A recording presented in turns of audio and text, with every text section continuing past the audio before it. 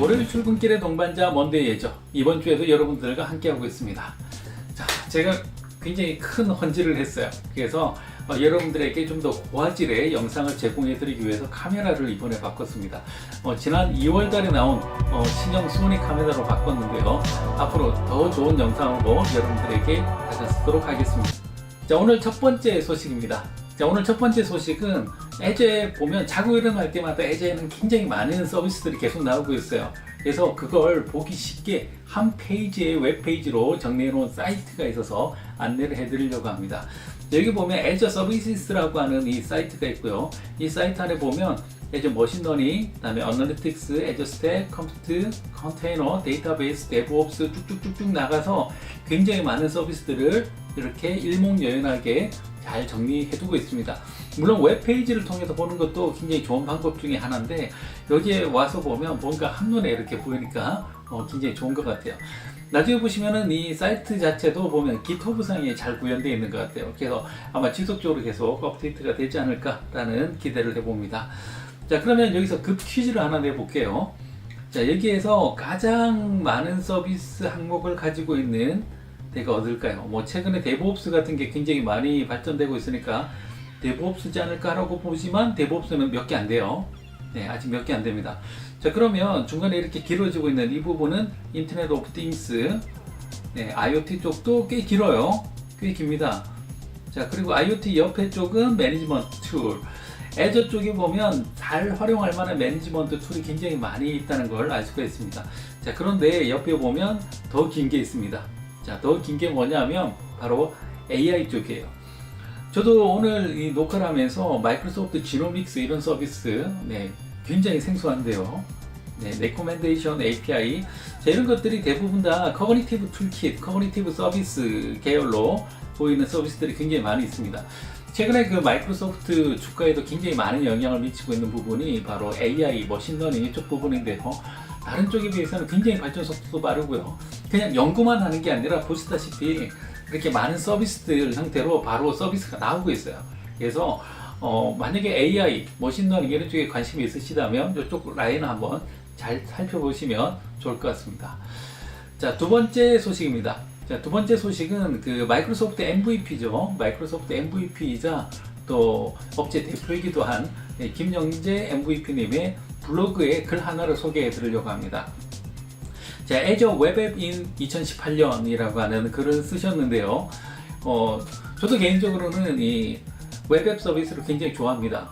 따로 웹서버 만들어서 가상 거창 하나 만들고 거기 웹서버 세팅하고 이게 아니라 그냥 파스 형태로 되어 있는 애저 웹앱이라고 하는 서비스인데요. 물론 약간씩의 제약은 있을 수가 있어요. 제약은 있을 수가 있는데 일반적으로 우리가 쓰고 있는 ASP.NET, Java, PHP, Python 어느 정도 다 실행이 가능하기 때문에 그리고 여기에 뭔가 제약이 있을 정도면 굉장히 고도화된 서비스라고 볼 수가 있겠죠. 어쨌든 애저 웹앱 서비스를 사용하면 오토 스케일링이나 여러 가지 장점들이 많이 생기는데, 자, 그 서비스가 2018년 동안 어떻게 바뀌었는지를 여기서 볼 수가 있습니다. 글이 생각보다 꼼꼼하게 굉장히 길게 쓰여져 있고요. 여기 보면 MySQL in-app 데이터 임포트라든지 아니면 HTTP2에 대한 지원, 그다음에 리눅스 도커, 그다음에 K8s 서포트, 그다음에 undelete, bring your own storage, 이런 서비스들이 어떻게 들어왔는가에 대한 내용들이 정리가 되어 있습니다. 그래서 이 글은 이 유튜브 채널 아래쪽에 보면 설명란에 제가 링크를 다 걸어 놓겠습니다. 앞에 설명했던 그 웹사이트하고 그 링크를 참조해서 들어가서 찬찬히 읽어보시면 굉장히 도움이 될 내용일 것 같습니다. 자, 세 번째 소식은 HPC를 위한 클라우드 마이크로소프트 애저 세미나 소식입니다. 자, HPC라고 하면 뭔가 하이 퍼포먼스 컴퓨팅 시장을 얘기하는 건데요. 예전에는 증권사 이런 데서 윈도우 서버 250대, 300대 이렇게 물려가지고 그걸로 계산을 하기도 했었습니다. 근데 요즘에는 그렇게 하니까 어떤 문제가 생기느냐, 그 300대 PC를 관리하는 게 일인 거예요. 그 어마어마한 전력, 그리고 유지보수, 그리고 라이선스 문제, 그리고 또 300대나 되는 PC를 돌리기 위해서는 부가적인 것들도 많이 필요하죠. UPS나 항원조 등등이 필요할 수도 있는데, 그래서 요즘에는 이걸 그냥 클라우드에서 하는 거예요. 그래서 클라우드에서 그 기계를 살 필요 없이 필요할 때 300대 쫙 만들어서 한번 돌리고 다 쓰고 나면 바로 내려버리는 겁니다. 그래서 이런 것들이 필요한 시장이 생각보다 꽤 많이 있고요. 특히나 이제 뭐 국내 대학교 안에서도 보면 연구하는 그 교수님들의 그 연구 프로젝트 밑에 보면 코어가 뭐 200개, 300개 이렇게 꽂혀 있는 경우들도 있습니다. 그래서 이런 경우에 이 세미나에 오시면 굉장히 많이 도움이 될 것 같아요. 그래서 여기 보면 네, 4월 5일이고요. 예, 다음 주 금요일이네요. 그리고 양재동 L타워에서 예, 진행되는 그런 세미나입니다. 자, 아직까지 등록은 열려 있어요. 등록은 열려 있고, 예, 그리고 시간은 12시에서 5시까지입니다. 그래서 12시에 일단 등록을 하고 식사를 가볍게 하고 바로 세미나를 들을 수가 있습니다. 자, 내용이 어려워서 저도 여기 참석할 건데 아마 점심 먹고 앉아있으면 좀 졸리지 않을까라는 생각도 들긴 한데, 안에 있는 내용들이 아마 평소에 보지 못했던 그런 부분들을 많이 보실 수가 있을 것 같습니다. 자, 그 다음 소식은 뭐냐 하면 오늘의 마지막 소식입니다. 이 마지막 소식은 애저 포탈 앱 다운로드 소식입니다.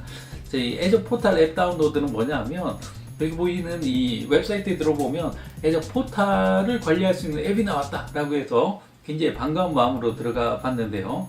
자, 들어가 봤는데 실상 기능은 별로 없는 것 같아요. 그래서 그냥 애저 포탈 그대로를 이렇게 싸고 있는 것 같아요. 네.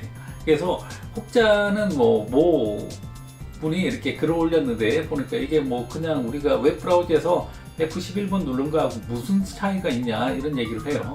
그래서 사실 저도 봐도 큰 차이가 없어요. 게다가 윈도우만 지원되고 있고 맥이나 뭐 리눅스는 아직 지원이 안 되고 있습니다.